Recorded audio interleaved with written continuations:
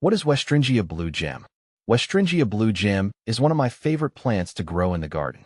This beautiful Australian native, sometimes called coastal rosemary, is known for its vibrant purple-blue flowers and dense, bushy foliage. It's an evergreen shrub that can reach about 3 to 5 feet tall and wide, making it perfect for adding structure and color to a garden.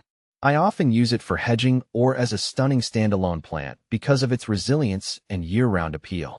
It's also a low-maintenance plant, thriving in well-drained soil and sunny locations, which suits me perfectly as I prefer plants that don't need constant attention.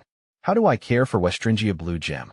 Caring for Westringia blue gem is easy, which is why it's such a popular choice. Here's what works best for me. Sunlight. Blue gem loves full sun but can tolerate partial shade. In my experience, giving it as much sunlight as possible results in more vibrant flowers and bushier growth. Soil. Well-drained soil is a must. I've planted mine in slightly sandy, loamy soil, and it's thrived. If your soil retains too much water, I recommend amending it with some sand or gravel. Watering. Blue gem is drought-tolerant once established, so overwatering can cause issues. I water mine sparingly during dry periods, but I always ensure the soil is dry before watering again. Pruning. It responds well to pruning, which I do after the flowering season to keep it compact.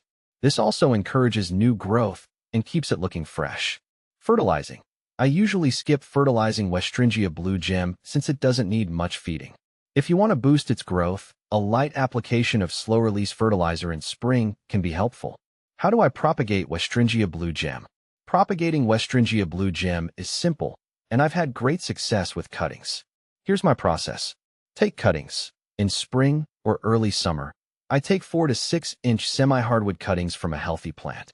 Prepare cuttings. I strip the lower leaves and dip the cut end in rooting hormone to promote root growth. Plant the cuttings. I plant them in a mix of perlite and potting soil, keeping the soil moist but not waterlogged. Provide the right conditions. I place the cuttings in a warm, bright spot, but out of direct sunlight. In a few weeks, I start to see roots developing.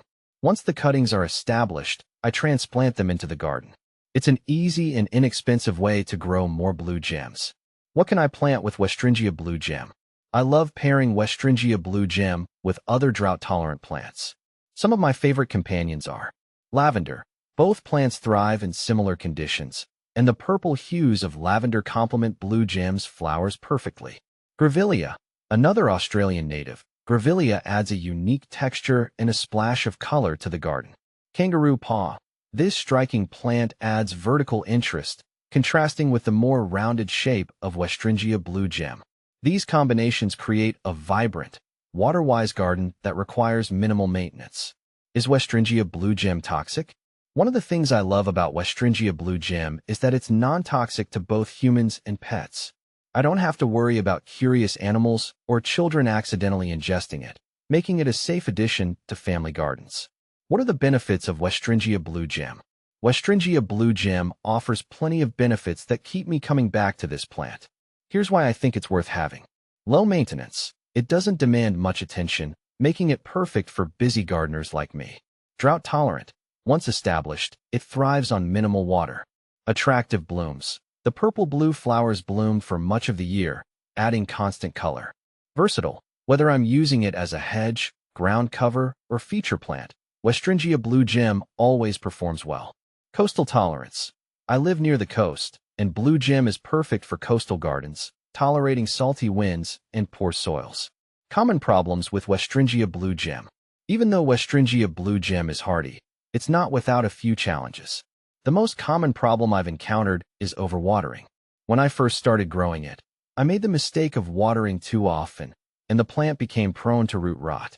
Keeping the soil well drained and watering sparingly fixed that issue.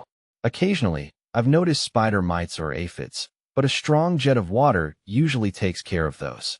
I also check the plants regularly to catch any issues before they become a major problem. How does Westringia blue gem compare to Westringia fruticosa? Westringia fruticosa is another popular Westringia variety, often confused with blue gem. Both are similar in terms of care, but blue gem stands out for its vivid flowers. Fruticosa tends to have lighter blooms, more on the white or pale lilac side.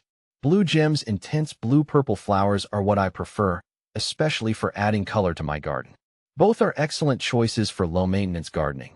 But if you want a showier plant, Westringia Blue Gem is the way to go. Can Westringia Blue Gem handle frost? From my experience, Westringia Blue Gem is moderately frost-tolerant. I've had plants survive light frosts without damage, but in areas with heavy frost, it's best to plant it in a sheltered spot or cover it during cold snaps. It performs better in warmer climates, which is something to keep in mind when planting. Final thoughts on Westringia Blue Gem. Westringia Blue Gem is a versatile, hardy, and beautiful plant that's perfect for a low-maintenance garden. Whether you're looking for a drought-tolerant shrub, a hedge, or a stunning specimen plant, this is one that delivers. Its vibrant flowers and easy-care nature make it a must-have for anyone looking to add some beauty to their landscape without a lot of effort.